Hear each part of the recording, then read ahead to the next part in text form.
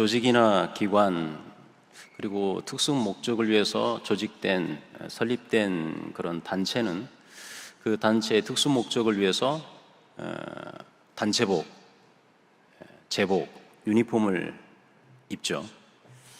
그 제복을 입을 때, 유니폼을 입을 때 그 단체에 소속되어 있다는 그런 소속감을 주고 또 자부심을 갖게 합니다.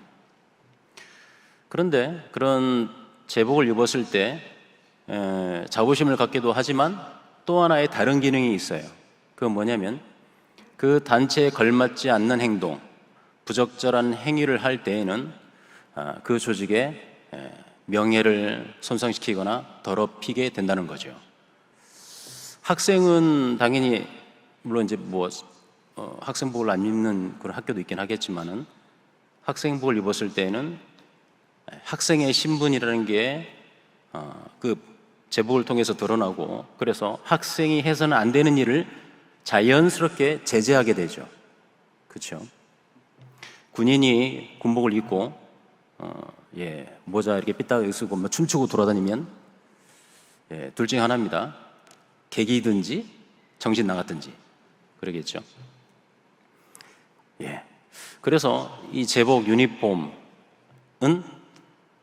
자신감, 자부심을 주는 것과 동시에 해서는 안 되는 일이 있음을 제재하는 역할을 하고 있음을 우리는 알 수 있어요.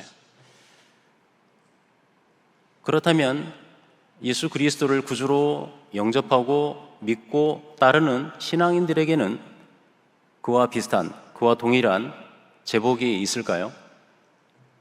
다 다양한 옷을 입고 있는데 과연 그런 제복이 있겠습니까? 성경은 그리스도인들에게 걸맞은, 그리스도인들에게 이미 그런 입고 있는 제복이 있다, 유니폼이 있다, 단체복이 있다라고 말씀하고 있습니다. 그렇다면 그 의복은 과연 무엇이겠습니까? 이 시간이 오늘 본문을 통해서 저와 여러분에게 이미 입혀진 옷이 있다고 말하고 있고, 그러면 그 옷이 무엇인지 한번 살펴보고요. 또한 우리가 매일 매 순간 우리 스스로 덧입고자 하는, 또 덧입고자 노력해야 하는 옷이 있음을 또 말해주고 있는데 과연 그 옷은 무엇인지 본문을 함께 상고해 보고자 합니다. 첫째로, 신자는 어둠의 행실을 벗고 오직 빛의 갑옷을 입고 선한 일에 진력해야 합니다. 우리가 잘 알고 있습니다. 로마서에 대해서. 로마서는 크게 두 부분으로 나눌 수가 있어요. 첫 부분은 1장부터 11장까지라고 볼 수 있는데 이 부분은 주로 과거형을 쓰고 직서법을 쓰고 있어요. 이 과거형과 직서법을 사용함으로써 하나님의 의, 그리고 그 하나님의 신실하심, 또 예수 그리스도께서 이루신 이신칭의, 그리고 이신칭의 복음의 의미에 대해서 선포합니다. 그리고 로마서의 두 번째 부분은 12장부터 16장까지라고 볼 수 있는데 여기서는 주로 현재형과 명령형을 사용하여서 신자가 그리스도와 성령 안에서 계속 이루어 가야 할 구원의 적용을 말하고 있어요. 즉 그리스도인들이 이 세상을 살아가면서 어떠한 자세와 어떠한 태도로 살아가야 할지를 아주 구체적으로 밝히고 있습니다. 국가나 사회나 성도에게나 이웃에게나 이렇게 구체적으로 밝히고 있어요.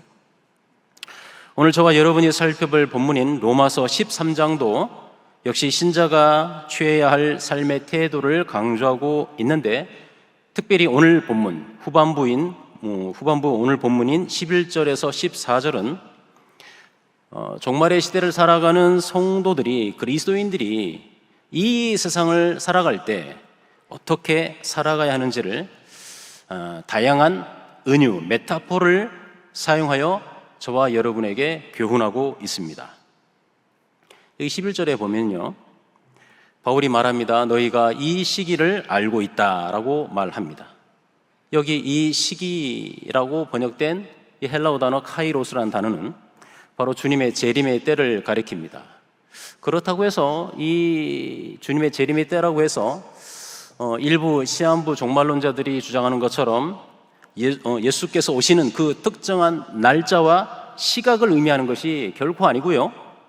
바로 주님의 재림이 가까웠음을 깨닫는 영적 분별력을 너희가 가지고 있다라는 말이 되겠습니다.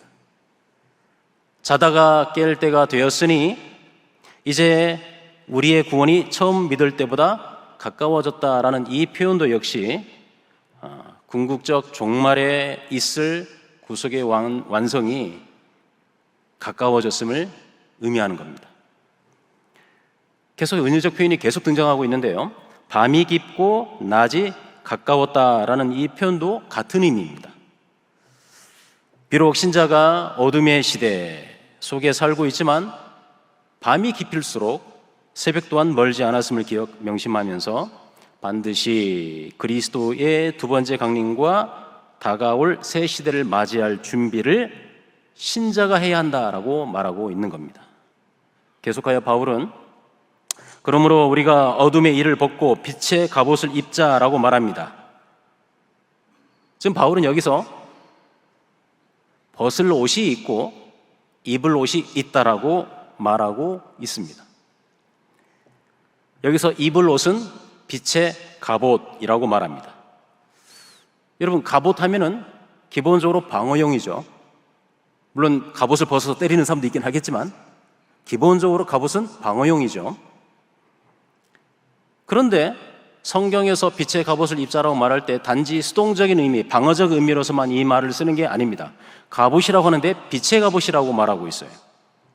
그래서 이 빛의 갑옷이라는 이 은유적인 표현은 단지 악을 거절하고 자신만을 방어하는 그런 수동적인 자세를 의미하지는 않습니다. 그걸 초월합니다. 오히려 우리가 입어야 할 빛의 갑옷은 그리스도인에게 주어진 영적인 장점들, 그리스도인들만이 가지고 있는 영적인 장점들, 서로 사랑하고 격려하고 위로하고 희생하고 봉사하고 충성하고 정직하고 성실히 행하는 것, 이러한 영적인 장점들을 적극적으로 발전시켜서 그걸 통해 빛을 강하게 발산하는 것이 바로 영적인 방어의 본질임을 말하고 있습니다. 다시 말하면 신자의 신앙생활과 신자로서의 사회생활 자체가, 여러분들의 신앙생활뿐만 아니라 여러분의 사회생활 자체가 단지 자신의 신앙을 지키는 정도에서 머무르는 것이 아니고 타인을 향하여 그리고 세상을 향하여 악을 이기는 강력한 빛이 된다는 것을 보여주고 있습니다. 그리고 바울은 말합니다. 그런데 벗을 옷도 있다라고 말합니다. 그렇다면 성도가 벗을 옷은 무엇이겠습니까? 이 벗을 옷은 바로 어둠의 일이라고 말합니다. 그리고 이 벗을 옷은 이어지는 13절과 14절에서 자세히 다루고 있어요. 여러분, 13절과 14절은 적어도 한 번 이상 신앙생활을 좀 하신 분들은 적어도 한 번 이상 이 13절과 14절에 대해서 관련된 여러 가지 이야기를 들어보셨을 겁니다. 우리가 잘 아는 대로 위대한 신학자 히포의 아우구스티누스의 회심에 중대한 영향을 미친 구절이죠. 어거스틴은 쾌락을 추구했던 탕하였고 여러 우상들을 좇았던 이교도였습니다. 하지만 어느 날 어린아이들이 라틴어로 노래 부르는 걸 듣습니다. 톨레레게 톨레레게, 레로 끝나는 건 명령형이죠. 라틴어에서 집어라, take it, 집어라, 그리고 읽어라, read it, 집어라, 읽어라, 들어라, 읽어라, 들어라, 읽어라, 집어라, 읽어라, 톨레레게 톨레레게라는 아이들의 노래소리를 듣게 됩니다. 그 음성에 사로잡혀서 어거스틴은 가지고 있던 성경책을 펼쳐서 읽게 됩니다. 그 구절이 바로 로마서 11장 13장 13절에서 14절의 말씀이죠. 낮에와 같이 단정 행하고 방탕하거나 술 취하지 말며 음란하거나 호색하지 말며 다투거나 시기하지 말고 오직 주 예수 그리스도로 옷 입고 정욕을 위하여 육신의 일을 도모하지 말라. 나중에 어거스틴은 자신의 고백록에서 이렇게 고백을 합니다. 이것은 마치 확신의 빛이 내 마음속으로 차오르고 모든 의심의 어둠이 사라지는 것과 같았다라고 고백하죠. 그러면 이 13절, 14절의 내용이 무엇입니까? 13절에서 바울은 낮에와 같이 단정히 행하라라고 말합니다. 이걸 직역하면 이렇습니다. 대낮에 너희가 지금 있는 것처럼 예의 바르고 품위 있게 걸어가라 이 말이에요. 여러분, 누가 대낮에 벌거벗고 다니는 사람이 있겠습니까? 그런 사람들은 항상 말하지만 둘 중에 하나죠. 뭔가 사회 불만이 있는 사람이든지 아니면 이렇게 된 사람이겠죠. 다 자기만의 아름다운 패션 감각을 자랑하면서 입고 대낮에 돌아다니지 않습니까? 그런데 바울은 지금 이 어둠의 세상에서 어둠의 사람들이 행하는 온갖 추악한 행실을 가리켜서 벌거벗고 다닌다라고 말하고 있어요. 그러면서 모든 그리스도인들에게는 빛의 갑옷을 입은 빛의 자녀답게 예수 그리스도의 제복을 입고 예의 바르게 품위 있게 걸어가라라고 명령합니다. 이 말씀은 이어지는 모든 악한 행실들에 대한 경고를 아우르는 그런 말이 됩니다. 그 이어지는 말들이 무엇입니까? 방탕하거나 술 취하지 말며 음란하거나 호색하지 말라라는 말입니다. 여러분, 우리가 성경 읽을 때 우리가 자주 착각하는 게 있는데 어떤 경고의 메시지라든지 메시지가 있을 때 이건 불신자들이 하는 메시지라고 받아들이는 경우가 있는데, 물론 그것도 해당이 되겠습니다만 기본적으로 신자들에게 하시는 말씀 드리는 걸 우리는 꼭 명심해야 됩니다. 이 말씀도 저와 여러분에게 주는 메시지입니다. 불신자들에게 경고하는 말씀이 아니라는 겁니다. 신자라도 여러분, 방탕한 삶을 살고자 하는 그런 욕망이 있습니다. 구원받은 의인이지만 여전히 죄성이 우리 안에 남아있기 때문입니다. 그래서 놀고 먹기 좋아하는 그런 게으르고 악한 습성이 우리 모두에게 있어요. 그리고 성적인 유혹에 흔들리고 온갖 부도덕한 일에도 쉽게 흔들리기 쉬운 실존이 저와 여러분들이에요. 그런데 여러분, 그래 내가 원래 이런 사람이야 하면서 자신의 연약함과 죄지음을 합리화해서는 결코 안 됩니다. 다른 사람들이 악한 행실을 한다고 해서 나도 그래도 되겠지라며 따라가는 것은 결코 신자의 바른 태도가 아닙니다. 그렇게 하는 사람은 예수께서 경고하셨던 것처럼 많은 사람들이 들어가는 넓은 문에 따라 들어갔다가 결국 멸망에 이르고야 말 것이기 때문입니다. 그렇기 때문에 예수의 사람들은 육체와 함께 그 정욕과 탐심을 십자가에 못 박았음을 명심하면서 성령 안에서 강구하고 성령으로 행하면서 오래 참음과 절제와 같은 성령의 열매를 맺도록 항상 힘써야 하는 것입니다. 그런데 여러분, 이 악한 행실의 삶의 방식에 대한 이러한 바울의 경고는 단지 전통적인 그런 육신적인 정욕 이런 거, 일반적인 육신의 죄만 포함하는 것이 아니에요. 바울의 경고는 우리 신자의 마음에 자리하거나 심지어 교회 안에서 나타날 수 있는 교묘한 악과 그런 행실들의 어둠의 옷도 벗어야 된다라고 말하고 있어요. 즉 교회 안에서 다투지 말라, 다투거나 시기하지 말라라고 나오지 않습니까? 다투지 말라, 이건 성도들 교회 안에서의 문제입니다. 다투지 말라, 시기하지 말라라고 말하고 있어요. 왜 명령합니까? 그렇지 않는 습성이, 악한 습성이 우리에게 있기 때문에 경고하고 있는 거예요.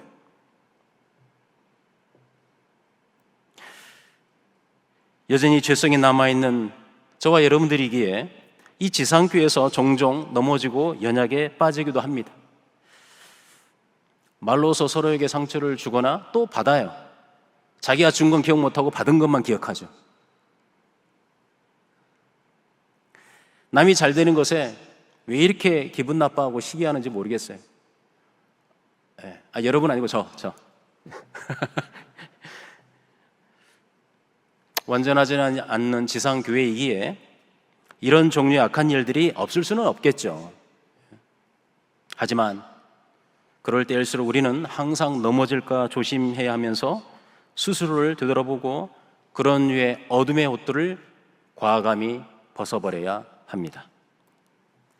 반면에 이 14절의 말씀처럼 성도라면 항상 오직 주 예수 그리스도로 옷 입어야 합니다. 우리가 입어야 할 옷은 어둠의 옷이 아니라 바로 주 예수 그리스도의 옷입니다. 이것은 앞선 12절 빛의 갑옷을 입자라는 이 말씀의 의미에 대해 더 부연 설명하는 거죠. 빛의 갑옷은 곧 그리스도로 옷 입음을 의미하는 것이며 그리스도로 옷 입었다는 것은 그리스도와 연합한 신자라는 것을 의미합니다. 따라서 그리스도 안에 있는 자들은 반드시 그리스도와 연합한 자신의 새로운 신분과 정체성에 일치하는 삶을 살아야 한다는 것입니다. 한마디로 예수의 제자답게, 예수 믿는 신자답게 바르게, 옳고 바르게 행동하고 살아야 한다라는 겁니다. 지난 2주 전에 정교인 단기 선교 팀이 꾸려져서 필리핀 수빅 지역에 다녀왔습니다. 제 일기예요. 정교인이 가는 건 일기입니다. 이미 대학부나 청년에서 10수년 동안 이미 갔었죠. 그런데 정교인이 간 건 이분이 처음이었습니다.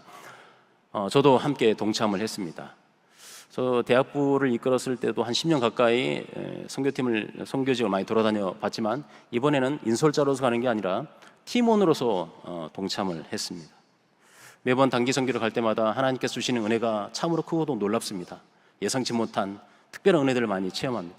그런데 이번에 제1기 전교인 단기 선교팀에 동참하면서 이전에 느껴보지 못한 새로운 은혜를 제가 받았는데요. 다른 분들은 모르겠어요. 저만 받았는지 모르겠지만 어쨌든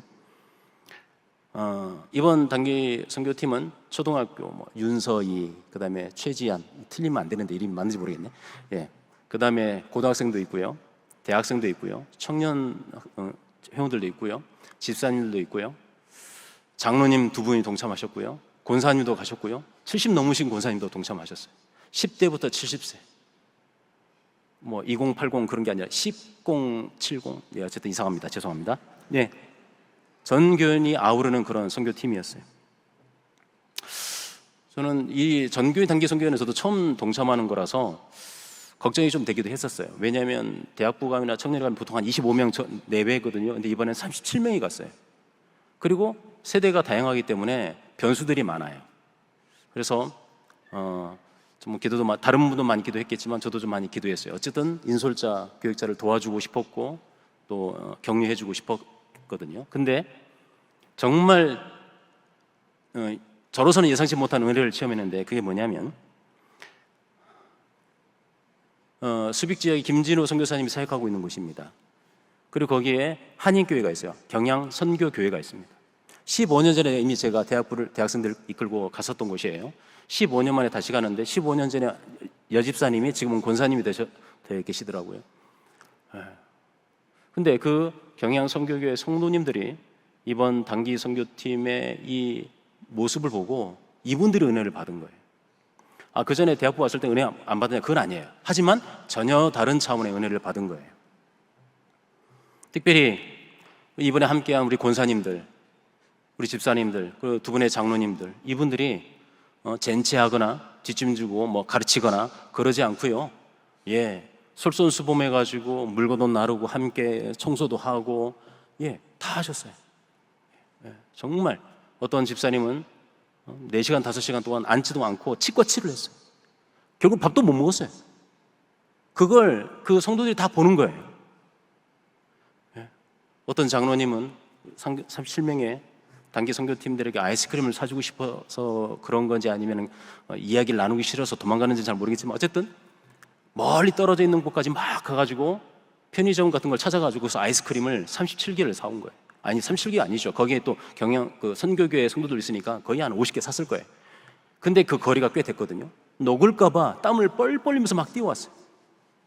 그걸 나눠주는 거예요. 그런 모습이 우리가 볼 때는 뭐 아이고 장로님 감사합니다 넘어가는 문제일 수도 있겠지만 그분들은 그걸 색다르게 본 거예요. 정말 이렇게 귀하게 섬긴다는 거죠. 그리고 그런 모습과 감동도 받지만 또 함께 이제 권사님들 또 두 분의 장로님들과 이 성도님들이 대화를 통해서 교회를 섬기는 어떤 직분자의 삶의 자세, 뭐 우리가 자주 듣는 목적으로서 복음과 선교, 수단으로서의 나의 삶과 사역, 직장 모든 것, 이런 분명한 비전과 사명을 듣고는 교회를 섬기는 것이 이런 거구나라고 이분들이 큰 도전을 받았다는 거예요. 어떤 그 권사님 한 분 계시는데 집사님이었다가 나중에 권사님 되신 분인데 그분의 오빠가 한 분이 있어요. 근데 신앙이 없어요. 단지 그냥 밥을 얻어먹으러 오지 못해 가끔씩 교회에 오는 분이에요. 그날따라 왔어요. 권사님의 오빠라는 분이 왔는데 이분이 와서 뭐 예배 드리고 이제 식사도 같이 했는데 얼떨결에 권사님과 장로님이 둘러싸여가지고 함께 식사를 하게 된 거예요. 그런데 우리 같이 갔던 장로님 가운데 여러분 전 장로님이라고 계세요. 전 장로님. 우리 장로님 가운데 전 씨가 없나요? 정말 생뚱맞은 표정을 짓고 계시는데 제가 별명을 말씀드렸네요. 전 장로님인데 창세전 장로님이에요. 아십니까 누군지? 이분이 창세전 영원한 작정과 하나님의 구원하면서 기가 막힌 1시간 넘는 특강을 막 하고 그분은 뭐 숟가락 들고 뭐 나가지도 못하고 둘러싸여가지고 그리고 자신의 파란만장한 스토리 뭐 간증을 쫙 얘기하는 거예요.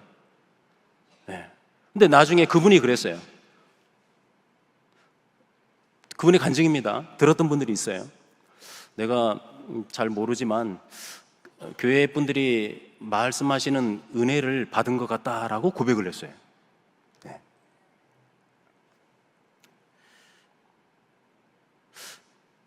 경향교회라는 제복을 입고 단기 선교팀이 그곳에서 했던 어린아이부터 70세 권사님들까지 솔선수범하고 함께하고 서로 격려하고 사랑해주고 이 모습에 그분들이 은혜를 받은 거예요. 우리 권사님들 장로님들 그 나이 드셨음에도 불구하고 그 천사와 양 뭐 많이 또 이런 거 있잖아요. 그한테 또 얼마나 소녀처럼 적극적으로 동참하시는지 몰라요. 물론 부작용도 있습니다. 양을 알려줬는데 양에게 바로 카톡 보내서 바로 들통난 장로님도 있어요. 전 장로님이라고 있어요. 양에게 바로 카톡을 보내다니. 어떤 또 전 권사님이라고 있어요. 전 권사님. 이분에게 제가 권사님 혹시 뭐 양이 누구입니까? 저죠? 라고 제가 농담으로 얘기했더니 웃으면서 제 양은요 잘생기고 키도 크고 훌륭하시고 멋지신 분이에요. 이렇게 이러는 거예요. 그래서 이게 잘생기고 키도 크고 멋지고 훌륭한 분이면 저 맞는데요? 그랬거든요. 제가 그때 이분이 어처구니 없는 말을 들었다는 그런 표정으로 얼굴 네모나게 생긴 스펀지밥처럼 생긴 사람이 할 말과 하지 못할 말 구분도 못하나라는 표정으로 말씀하지는 않았고요. 쳐다보더라고요. 근데 나중에 이제 발표 시간에 보니까 그 전 권사님의 양이 누구냐면 김윤식 목사님이더라고요.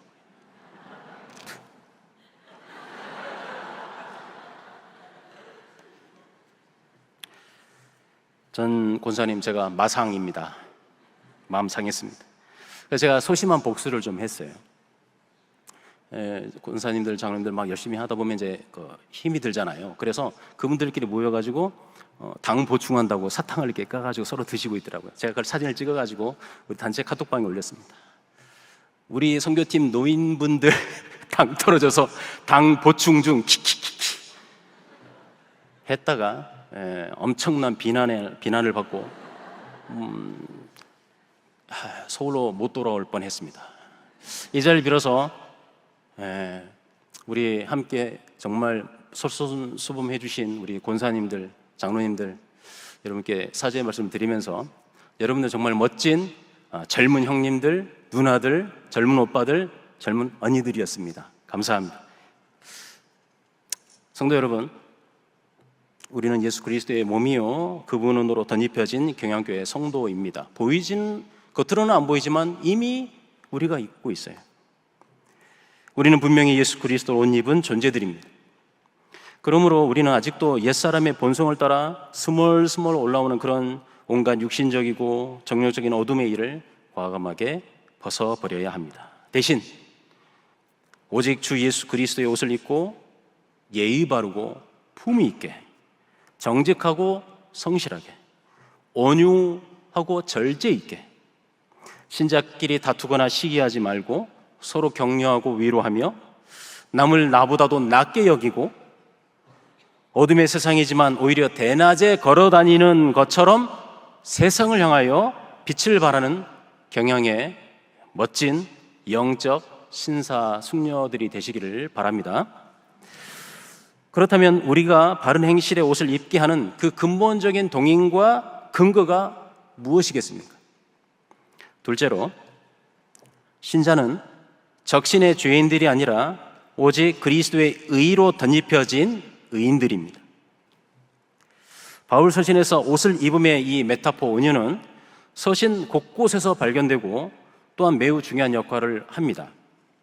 예를 들면 갈라디아서 3장 27절에서 누구든지 그리스도와 합하기 위하여 세례를 받은 자는 그리스도로 옷 입었느니라 라고 말하고, 또 골로새서 3장 9절로 10절에는 너희가 서로 거짓말을 하지 말라, 옛사람과 그 행위를 벗어버리고 새 사람을 입었으니 이는 자기를 창조하신 이의 형상을 따라 지식에까지 새롭게 하심을 입은 자니라고 말씀합니다.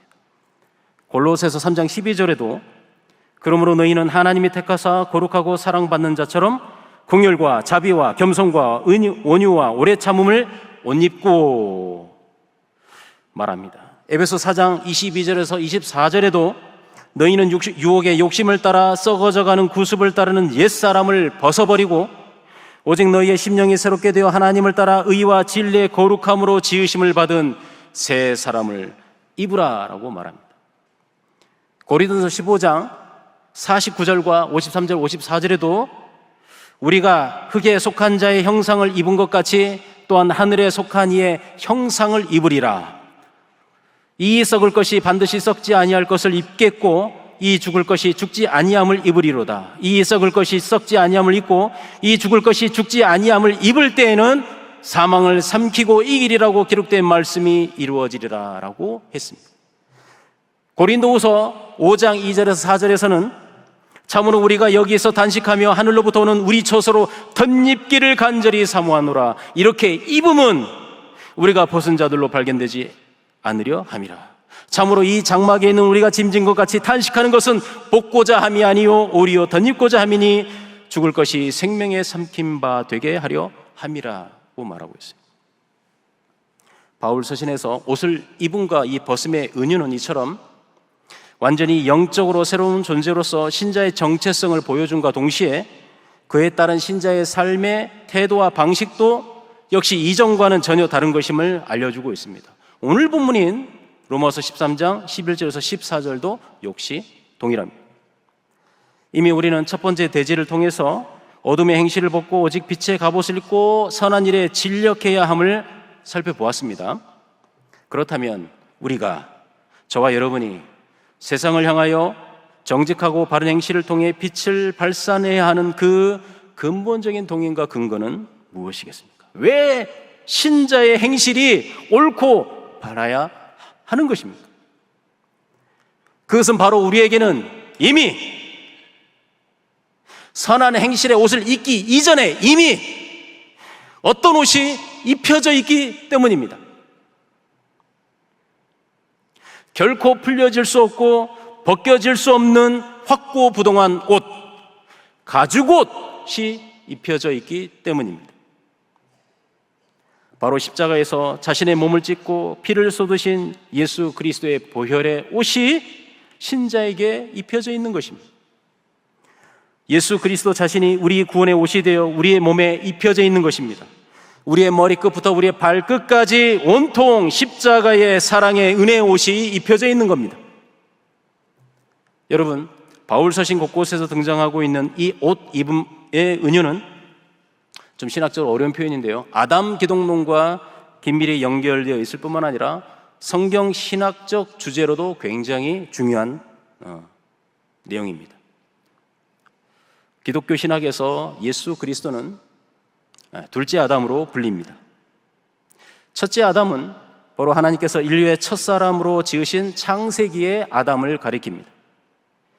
여러분, 하나님의 형상과 모양으로 지음받은 첫사람 아담은 하나님의 말씀에 불순종함으로써 이 세상의 죄를 가져오게 했습니다.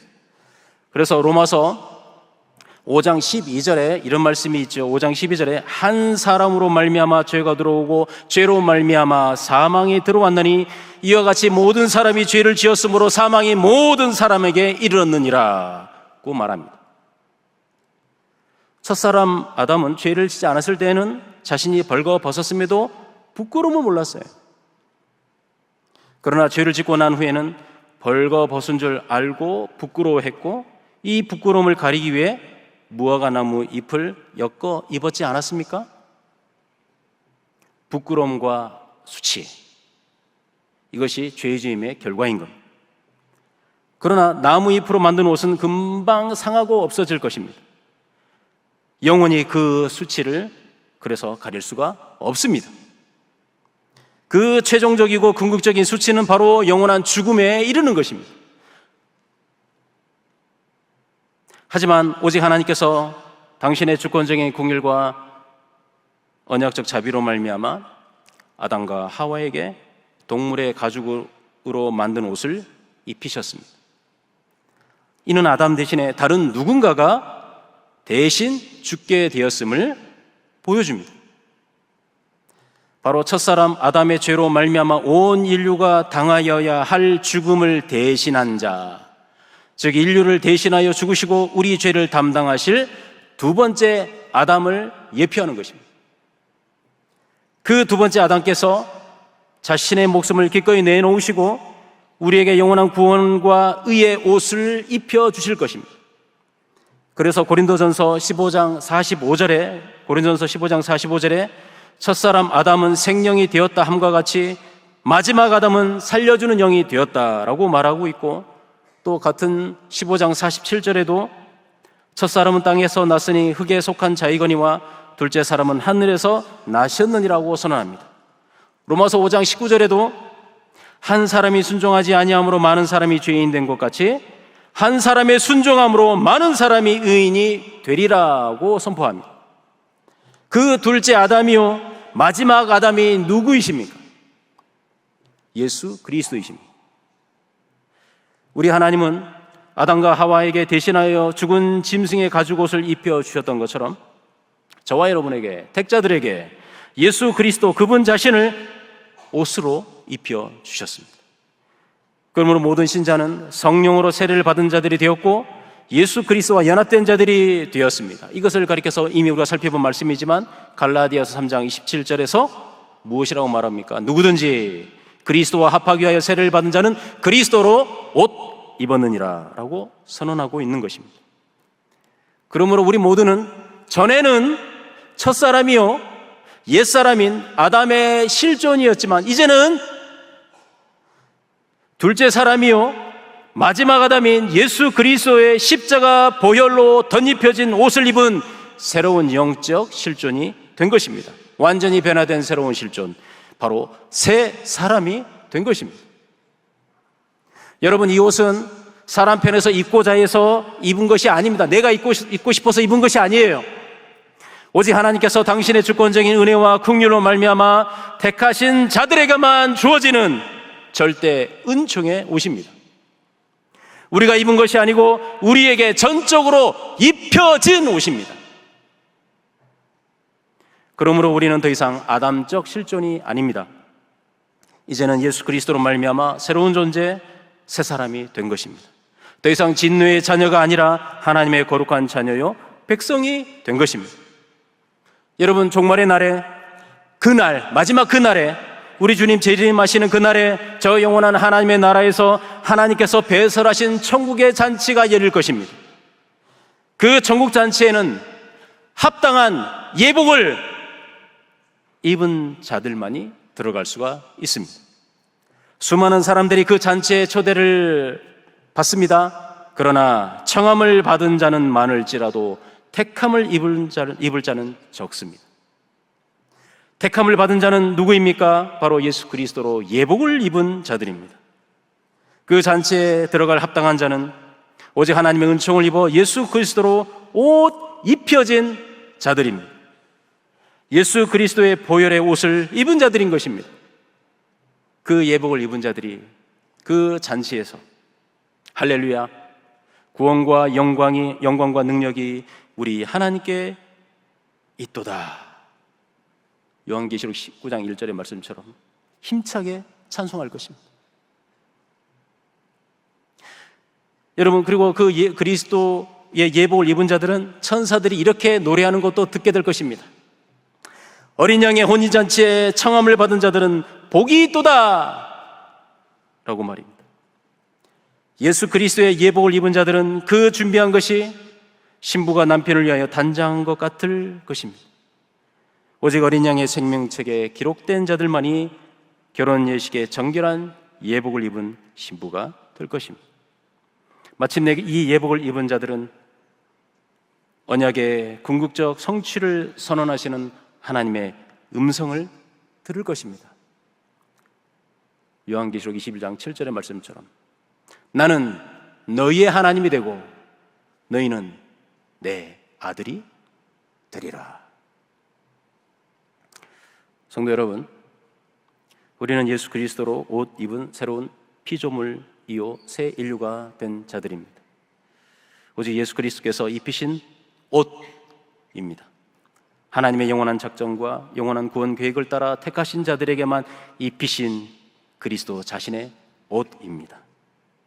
그리스도의 빨간 구속의 피가 발라져 있는 거룩하고 정결한 세마포를 우리 모두는 입고 있는 것입니다. 저 천국에 들어갈 합당한 예복이요 어린 양의 혼인잔치에 걸맞는 예복을 우리는 거저 받았고 입을 것입니다. 그러므로 주님 다시 오시는 날을 고대하며 현재를 살아가는 저와 여러분은 이미 입혀진 구원의 예복에 항상 감사하고 분초마다 이 은혜를 되새기며 살아가야 마땅하지 않겠습니까? 여러분, 이 그리스도 은혜의 옷을 입고 있다는 이것이 바로 우리 신자의 삶의 태도와 방식을 결정짓는 절대적인 동인입니다. 너는 이미 그리스도 예수로 말미암아 구원의 은혜를 입었다. 과거형입니다. 직설법이죠.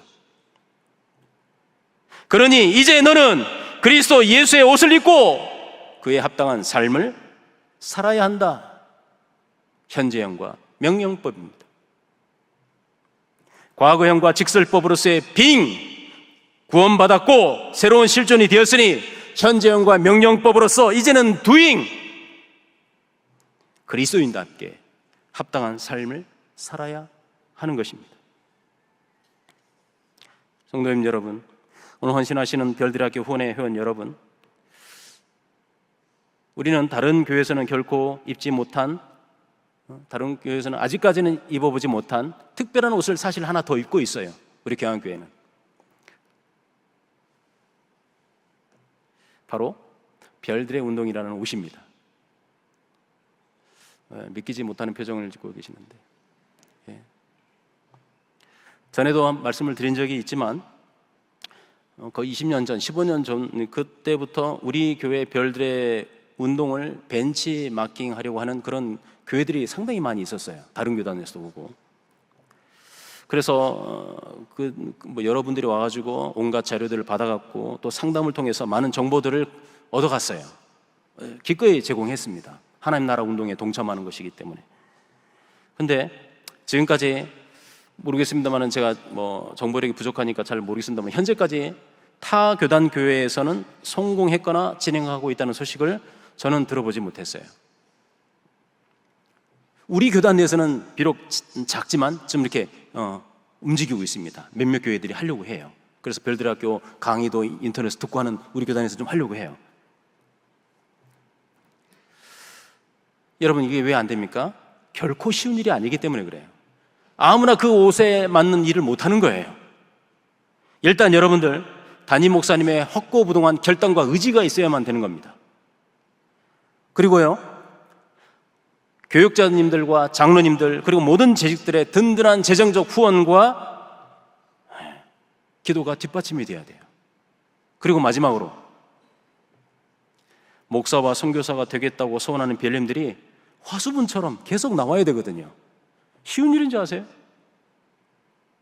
그걸 우리 경영교회가 하고 있어요.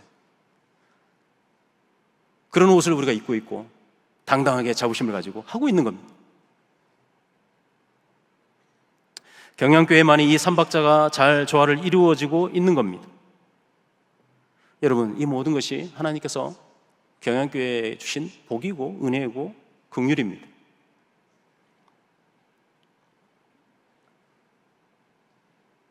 성도님들 그리고 별 후원의 회원 여러분들, 지금까지 열심히 이 운동에 힘써 주셨던 것처럼 앞으로도 더욱 힘을 써 주시기를 바랍니다. 이 별들의 운동은 신학교 운동과 긴밀하게 연관되어 있고요, 또 세계 선교와도 긴밀하게 연관돼서 나누거나 뗄래야 뗄 수 없는 거예요. 같이 가는 겁니다. 여러분, 우리가 특별히 더 입고 있는 이 별들의 운동의 옷을 자랑스럽게 여기면서 이 일에 더욱 진력해 주시기 바랍니다. 경양교회에 주신 보라 주가 새 일을 행하리로라는 이 비전과 표현은 교회의 표뿐만 아니라 성도님들 개인에게 요구하시는 하나님의 말씀이라는 사실을 우리는 명심해야 합니다. 그래서 하나님께서 베풀어 주시는 긍휼과 은혜를 따라 우리 자신부터, 자신의 작은 것부터 변화시켜 나가시기를 바랍니다. 더 이상 악한 행실로 악취를 풍기는 자들이 아니라 선한 행실로서 그리스도의 향수를 옷에 가득 담아 내품고 온갖 시기와 질투의 투서가 아닌 그리스도의 사랑이 듬뿍 담긴 그리스도의 편지들이 되시기를 바랍니다. 나제와 같이 그리스도인답게, 경양교회 교인답게 단정히 행하시다가 마침내 우리 주님 다시 오시는 그날에 두 손 들고 찬양하며 할렐루야, 구원과 영광과 능력이 우리 하나님과 어린 양께 있도다 라고 고백하시는 사랑하는 경양교회 모든 성도님들과 별들의 학교 후원회원들이 되시기를 예수님의 이름으로 축원합니다.